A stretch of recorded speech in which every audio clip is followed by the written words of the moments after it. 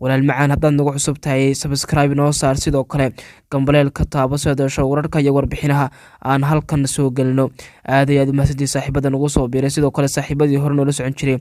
ayaanu aad ugu mahadcelinaa daawadayaal halkan waxaan idinku soo gudbinaynaa arooska lamaanihii qarnigaas Nasteexo Maxamed Warsame Nasteexa Indho iyo waliba saygeeda Xuseen Biite haddaba halkan waxaynu ku eegaynaa jawiga guud ee arooskii xalay ka dhacay dalka Norway ee labadan lamaane oo noqday lamaanayaashii qarniga jacaylkii hirgalay oo xalay farxadii dunida ku wada qaatay dalka Norway badana waxaa jira dad ka xun dadka noloshooda oo hadduu qofku faraxsan yahay ka jiira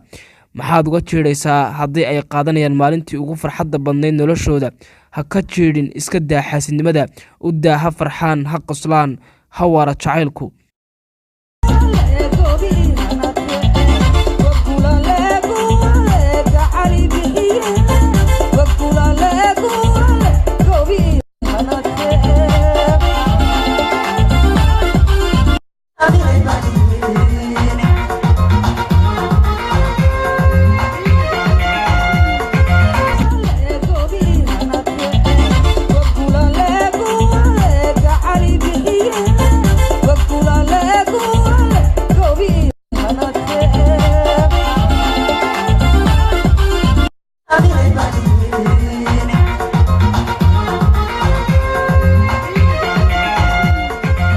arooskan ayaa noqday kii qarniga lamaanayaashan iscalafsaday ee Nasteexo Maxamed Warsame Nasteexa Indho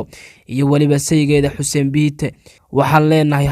hambalyo jiro oo jooga farxa nolosha iduma xumayso maalintan waa maalintiini arooskii xalay ayaa gabi ahaanba noqday aroos aan inaba caadi ahayn guud ahaan jawigiisa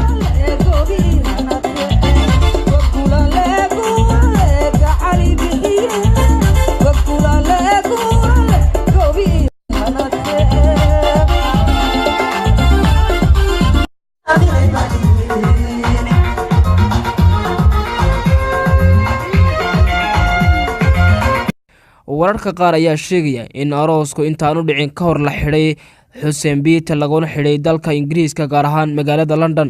waxaana la leeyahay booliska London ayaa waxa ku soo dacweysay gabar leh uu ijirdiray taasoo noqotay been cad isla markiiba la soo daayay Xuseen Biite waxaana la sheegay in arintan ay ka dambayso xaas hore oo qabay Xuseen Biite taasoo aan marna raali ka ahayn arooskan cusub inay wada farxaan Nasteexo Indho iyo saygeeda cusub ee Xuseen Biite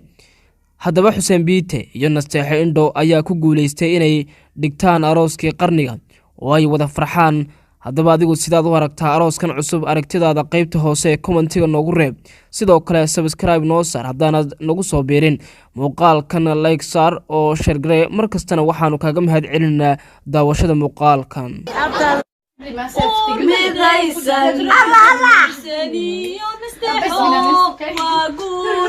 وأقول راسكيك واستريحة